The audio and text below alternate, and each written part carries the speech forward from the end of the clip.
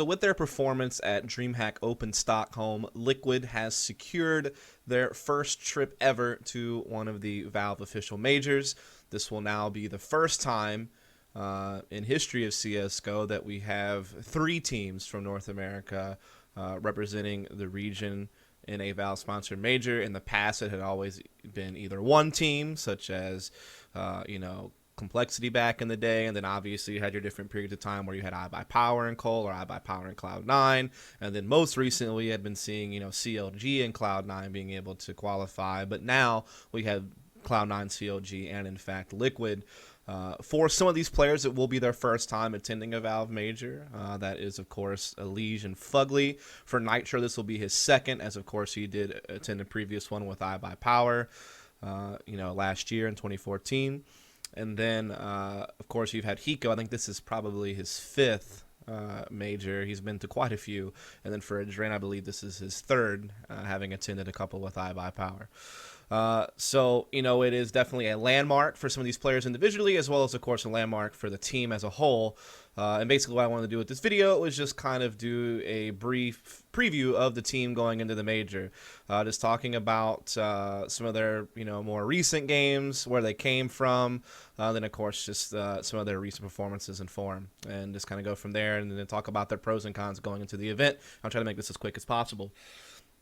So obviously, what has been most recent to Liquid has been picking up Hiko and then kind of picking up steam since then in the North American region in some tournament play, and then what we've seen in some recent lands.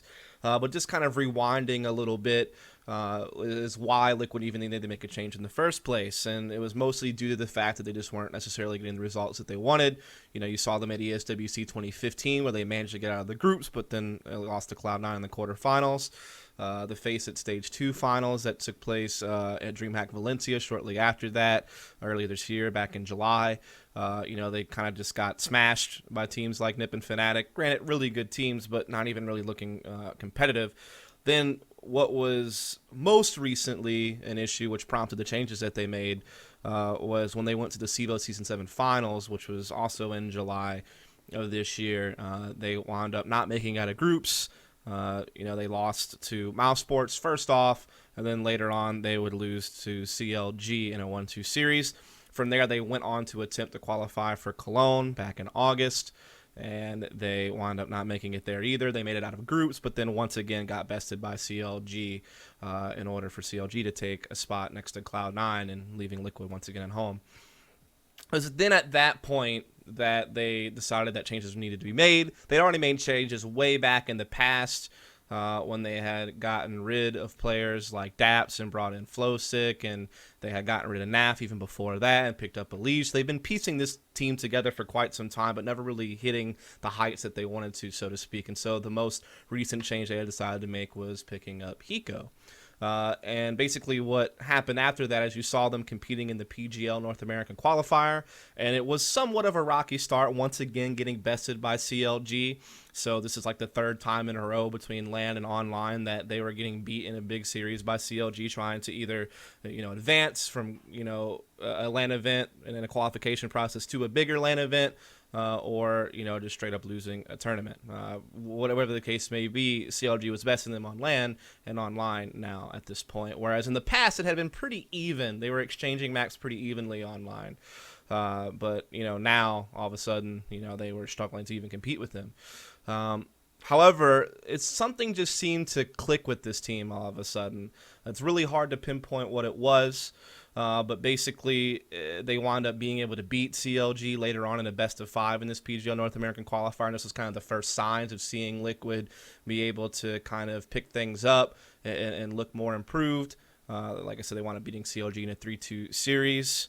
Then they went on to play Luminosity, and they beat them to take the spot for the PGL Finals. So they'd be the only, North American region representative at the event. We'll talk about the actual PGL Finals later, but this was another great win, beating Luminosity. Technically 3-1. It was, 3-2 because Luminosity came from the upper bracket. They came from the lower bracket, so Luminosity had a 1-map advantage. But when you look at the maps that were actually played, it was 3-1 in favor of Liquid. Having lost Overpass in overtime, Liquid would go on to win Cobble, Cache, and Mirage. So 3 maps in a row, all not allowing Luminosity even into double digits. And, of course, one of these maps being a huge, huge map for Luminosity, Mirage. And historically not so great of a map for Liquid. So this was actually a really good showing for them to knock that team out and be the representative at PGL. It was then shortly afterward that Liquid would again go on to tackle teams like CLG and Luminosity in the iBuyPower Fall Invitational with the 2-0 series over CLG, beating them on Cobble and Overpass, and then playing Luminosity and losing it on Inferno in overtime, which is their worst map on Liquid, by the way. They veto it quite a lot. It's definitely their worst map. So losing, I guess, their worst map to Luminosity, but then going on to win Cache and Overpass to win the iBuyPower Fall Invitationals. These are 2 online tournaments that Liquid has won, one of which was just straight up tournament where they won, I think they won like $7,000 for winning the iBuyPower Invitational. Then, of course, winning an online qualifier to get to LAN, the PGL qualifiers, the PGL finals, rather. So then after this, they take their 2 LAN stints. First off is the one I guess that's most important for this video, which is talking about them qualifying for the next major. And basically to do that, they first had to play an NA qualifier where they beat Complexity 2-0 and then moved on from there.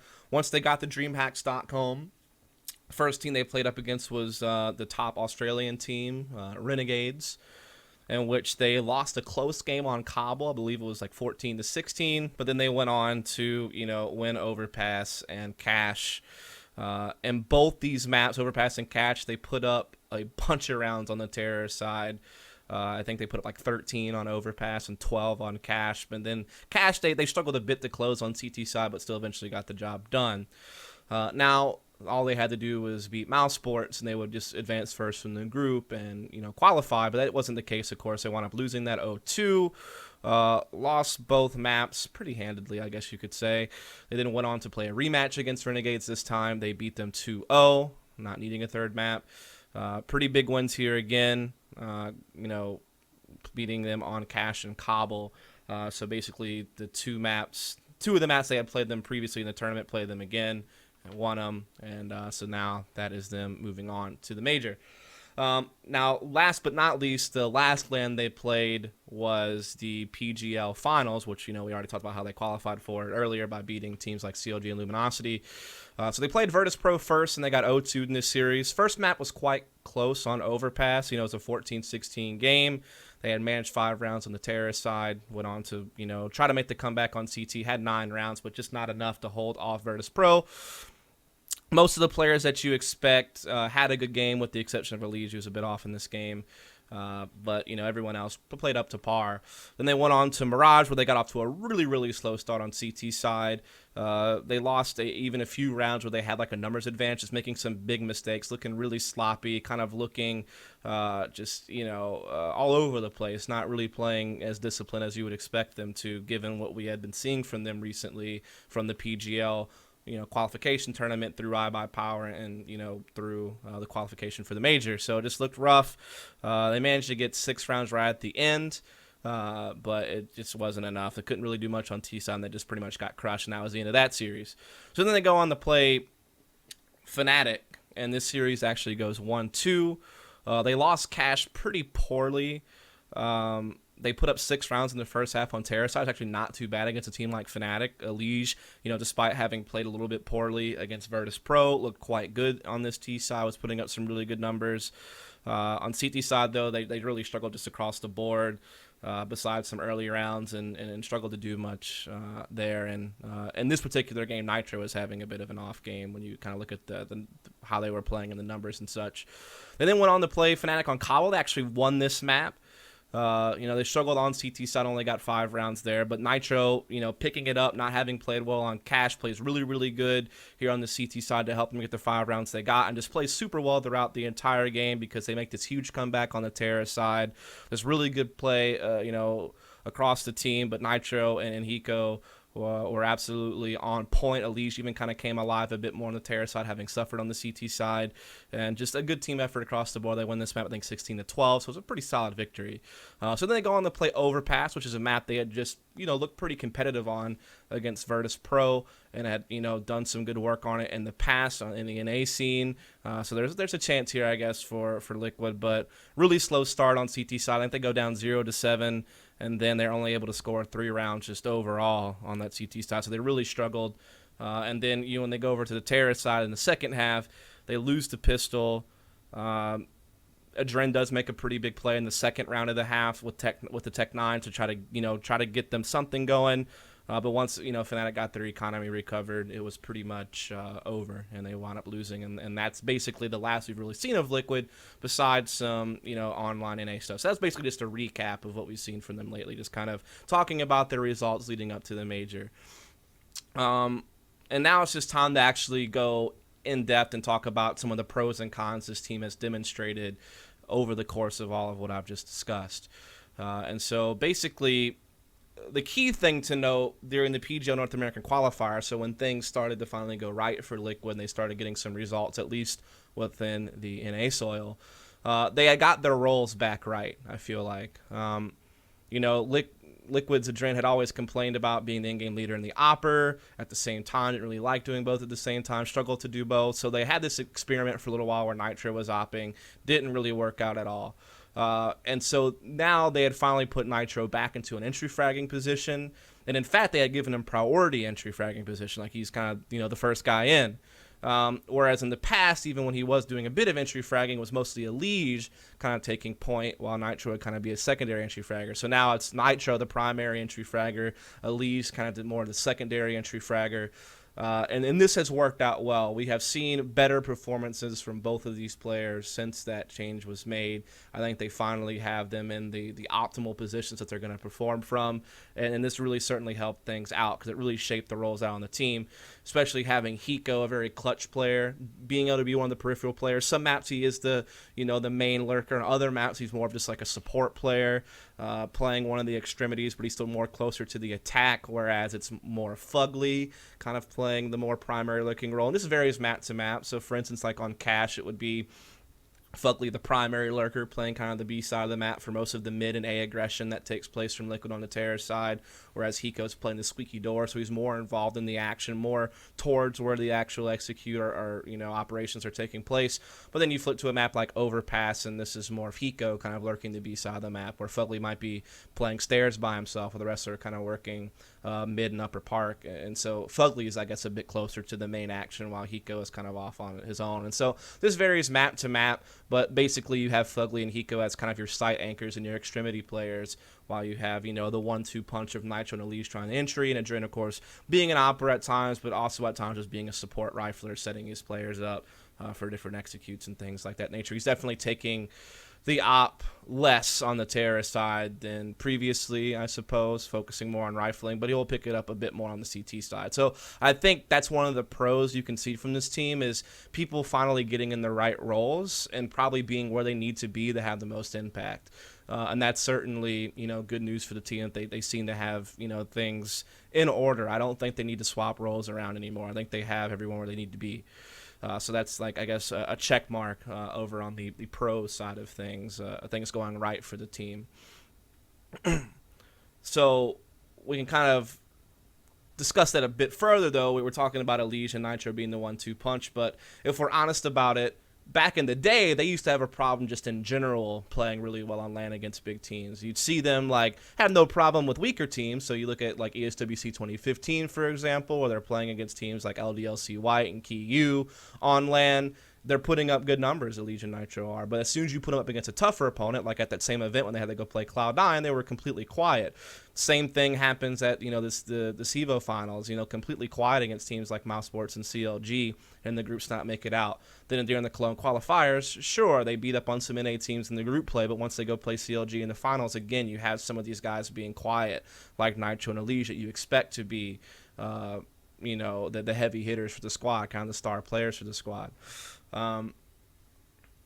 Fast forward now to what we've seen most recently, we do see some of them finally having better performances on LAN against big teams. So if we look most recently at the PGL finals when they were playing Virtus Pro and Overpass, and they had that close 14-16 game, you actually did see Nitro stepping up and looking quite good finally on LAN against a pretty big team. However, then it was Elige who was a bit off that time. Then you look at the Fnatic series from that same event, and you see, like, when they're playing Cash against Fnatic, Elige is having a really big T-side. He's looking really great. But then Nitro's having an off game in general on Cash. You move over to Cobble, the map they actually won. You got Nitro playing super well. He's one of the big tools on this team that's helping them win this. I mean, we could throw in other players, but let's just focus on Nitro and Elige here for this particular point. Nitro's playing super well on Cobble, and it's really Elige who kind of struggled. He comes alive a little bit later on in the game, but still Nitro kind of the clear star, Elige being a bit more quiet. And you look at Overpass, and in reality, I guess no one really stepped up in that game, between the two of them. You go back to whenever they're actually qualifying for the major, when they're playing against Renegades, you'd have a map where Nitro does really good, but Elige isn't doing so hot, or like one's doing average and one's doing really good. When you look at the Mouse Sports games, Elige and Nitro were just completely off in that series, it seemed like, for the most part. Maybe one map they were okay, but the other map, just completely off. Then you look at the Renegades game again, where they straight up 2-0'd Renegades, and Elige goes absolutely nuts in this series, but Nitro has one pretty poor map and then one map that I guess is slightly above average. So I think you can kind of get the pattern I'm getting here, which is that it seems as if there's just a huge bit of inconsistency with these two players. It's either one of them is going completely off while the other is completely quiet, or both of them are completely off. It's one or the other, it seems like. I very rarely see a game where both of them are really producing the way that you expect. Now, there's a couple different reasons why this can be. One, they're playing difficult positions. They're playing entry fragger positions. And so that means that you are going to have a tough time putting up good numbers on a regular basis when you're playing such a key position like an entry fragger. So that's very important to note. So you can't harp on them too much. It's situational. You have to kind of watch how the game went, and if you just see them, getting 1-for-1 trades or just getting crushed by like a really stout defense being put up, like whenever you're looking at their games against Fnatic at PGL or something like that. Well, yeah, certainly their numbers aren't going to be that great, especially with Nitro being like a primary entry fragger now. You can't expect them to go off every single game. So that's definitely a really big point to make. They're also still pretty young, still pretty inexperienced. There's immaturity there, so therefore they're more likely to make mistakes here and there in certain situations. And so there's some different reasons why this might be the case. But it is important to note that in order for Liquid to really be able to beat elite teams on a regular basis, they're going to need production out of both these players consistently, which is something we've really yet to see. I would say it's gotten better, because there were games in the past, LANs in the past, like I said, ESWC 2015, where like neither one of them were going off. It was rough. And now at least you're having games where one of them is doing pretty well at least. And there's been some games where both have played pretty well. So they are getting more consistent, but I feel like there's still certainly some room to grow in that department. So I guess that can be a pro/con kind of, on the fence on how good that is. And we'll just look overall. I kind of wrote down some pros and cons. So I would also say that lately, Adren has been playing better. I know we caught a lot of flack in the past for not fragging as well, but some of these most recent LAN tournaments they've played at, he has looked better. He's looked better in their online matches as well, whether it be support rifling or even just opping a bit better. I would say that, he's stepped up his game, a couple of notches. Another pro for the team is Hiko's Hiko. He's joined this team. He's done his job. He's playing one of the more passive rifling roles. He's doing well at that role. So he got it. He's basically exactly what you expected. One of the best passive riflers in NA. He's been performing well on this team. Yeah, he's had some off games, but in general, he's been a huge asset to the team when it comes to clutch situations, or just doing his job. Being an extremity player. I would also say that combining with Adren, you see them together, Adren and Hiko, quite often in these late round situations, because Nitro and Elige are taking more of the initial duels, and so oftentimes you do see Adren or Hiko in some 2v2 or 2v3 type situations, and they play those situations so well together. There are two more experienced players on the team. They just seem to play off of each other really well, and I've seen them close down a lot of late round situations between the two of them on some different maps throughout some of these lands they've been to recently, and so you can kind of just count that together as one pretty good asset for the team. I would say Fugly's consistency has been great for this team. I know a lot of people hype up Hiko or talk a lot about Nitro and Elige because they're the two like flashier entry fraggers on the team, but I feel like a lot of people don't really mention Fugly all that much. And he's actually probably the most consistent player on the team as far as that goes back way back. I mean, maybe Hiko might be a bit more consistent than Fugly is since he joined the team, but I feel, in the pre-Hiko era of Liquid, he was definitely their rock. I mean, he's not always top fragging, but he's almost always second or third on the board. And he plays his passive rifling role really well, whether he's lurking on a particular map or just playing more of an extremity position, like a solo position closer to the action. He plays really well. He is also quite young compared to most in the NA scene. I think he's like 20 years old or something, whereas his Nitro is 19 and Elige is 18, I believe, is the ages there. So for a young guy that isn't as experienced, he's going to his first major, he's looked pretty consistent. And so that's certainly something that Liquid can be happy about. And then, like I said, I've already talked about Nitro and Elige and how they've been improving, but I've also mentioned some of the inconsistency, and so that's kind of a pro and a con. So I think I've pretty much hit the entire roster at that point. So let's talk about some of the cons for the team. I've already mentioned one with the the inconsistency that you see from a couple of their players. I think just inexperience in general hurts this team. I think they're more likely to commit mistakes due to some of the inexperience some of the players have on the team, but that's only going to get better with time. It already seems to have improved most of their games. They look more competitive than they used to, even against top teams. They were getting smashed by Fnatic and Nip before. Now they're taking maps off Fnatic. And even posing threats in other games against top teams as well. Putting up a good game on overpassing against Virtus Pro at this PGL. Can't give them too much credit. A loss is a loss, but at least they're not getting blown out of the water every time, which seemed to be kind of the case anytime they played an elite European team before they picked up Hiko and before they established these new roles.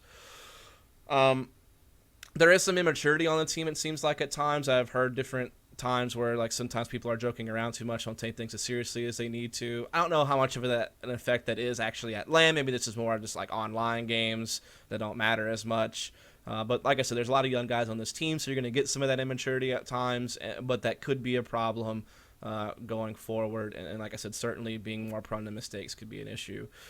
One of the other big problems I feel like is this team has people that are full-time and people who aren't. And I think that mixture can be kind of a recipe for disaster when you have a couple of players on the team who are also students, and then you have 3 players on the team who are trying to do this thing full-time on top of a coach who's not doing it full-time. It seems like no one's on the same page as far as their level of commitment to being a professional team.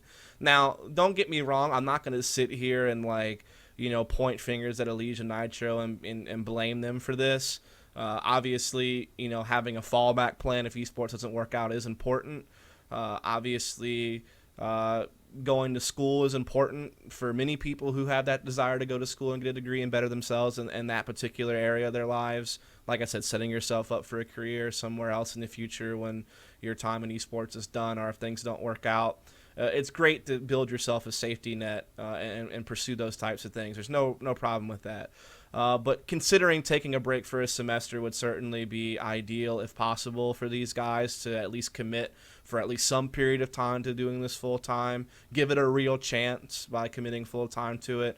From what I understand, one of the main reasons why that hasn't already taken place is because at least in Elige's case, if he does, then he loses a scholarship or something like that. And that is certainly huge, right? Like if you're getting a free ride to school and if you decide to, take a break and then you lose that free ride to school, yeah, that's financially a huge problem. So I can almost understand the reason why he is unable to do so. But that is still somewhat concerning. And I hope at some point they can figure out a way to commit to this full time as a team. Same with their coach. He hasn't been to the last 2 LAN events that they've played at, sitting behind them or standing behind them rather. I haven't seen that. And I've talked to him about this as well, and it's because he's transitioning from a full-time career doing something else to now trying to do esports full-time, and it's just not financially possible. Couldn't get time off from his normal job to go travel with them. I can somewhat understand it as well, but at some point, I feel like that has to change. You want your coach to be there full time for this team if, in fact, you're really investing in coaching in general. If it's more of just a small aid to the team, it's not really a focus of the organization, then maybe it doesn't matter. But that's just something I wanted to address is this mixture of full-time and part-time personnel on the team could cause issues. It causes for not the best preparation for different events when you can't go to a boot camp, for example, because certain players can't take off the amount of time needed to complete that boot camp, whereas the other guys actually can. So it's almost as if a couple of the guys are holding the rest of the team back from really being able to put in the prep that they want. These different scenarios come up in that situation. I think that could be kind of a problem because from what I can tell, this team isn't boot camping before Cluj. I think they're just trying to just play in NA and practice together, work on executes and stuff like that, which, yeah, make the most you can out of your time. But at the same time, it would be beneficial if they could do some more practice overseas. And if you had some who can and some who can't, that poses an issue, I think. I'd also just say that one of the other cons kind of is their map pool. I'm kind of confused. Like, Cash is supposed to be one of their most powerful maps, but you see them getting blown out on it at times. I think they got blown out by Mouse Sports and Fnatic in the two recent lands they played it on Cash. So Cobble is a map they're developing pretty well. We saw them be able to beat Renegades and Fnatic on it recently. So that map seems good for them. Overpass is a map I know they play really well in the NA scene. They played a close game against Virtus.pro on it, but then got blown out by Fnatic. So I wouldn't say that they don't have a decent map pool. It just seems like they don't have a powerful home map, like a map that they're guaranteed to win. They have a bunch of maps that they're pretty comfortable on and can get results on, but nothing's firmly in place. And so what I would say is maps like Cobble, Overpass, and Cash are maps they can get good results on, but they also get upset on it. Sometimes even in A, or they just get completely blown out by elite teams rather than at least being competitive on it. So that's just like 3 map examples. I guess Dust 2, I haven't seen them play Dust 2 recently since they picked up Hiko, so it's especially like on LAN against really top teams, so I don't really know what to think about their Dust 2. I know their Inferno is certainly a map that they avoid and don't want to play. When it comes to Mirage, that is a map I see them do pretty well in NA, beating teams like CLG and Luminosity lately on it, 2 pretty powerful NA teams on Mirage, but obviously getting blown out by Virtus.pro, but hey, it's Virtus.pro. They're one of the best Mirage teams out there, so we'll see if they can shape that up. I know that's been historically an issue with NA versus EU as Mirage, but we'll see how that goes. And then Train used to be a map they were quite good on, but I've seen them straying away from it recently as well. Maybe just because they haven't got to play it much since Hiko's joined the team and since they swapped roles. But we'll have to see. That could be another maybe concern to talk about. But that's pretty much it. I think this team has improved with the acquisition of Hiko just because they picked up a really good player, as well as how they shaped out the roles in response to Hiko joining the team with, the 1-2 punch of Nitro and Elige at entry and Fugly and Hiko being your, periphery players. They're gaining experience over time. They're learning as they go. And so now they're starting to get some results under their belts that are actually looking a bit more promising than what were in the past. I mean, I know this team was having some struggles when they weren't doing so hot qualifying for Cologne or playing bad at CEVO Season 7 Finals or not even qualifying for the ESL Season 1 Pro League Finals due to losing a tiebreaker, and things weren't looking good. But now things are looking like they're at least moving in the right direction. How much further they can grow, have they already plateaued? Those are questions that will be answered once they, participate at Cluj, as well as some upcoming North American events like the iBuyPower 100K Cup, as well as maybe, IEM Gamescom, see if they can qualify for MLG CEVO LAN again. That takes place in November. So they have a lot of things coming up. We'll really learn more about this team. But this is just kind of a preview of what we've seen recently. What are some of the pros and cons that I've noticed? And just kind of a recap on the team going into Cluj. So I hope you enjoy it. Thanks.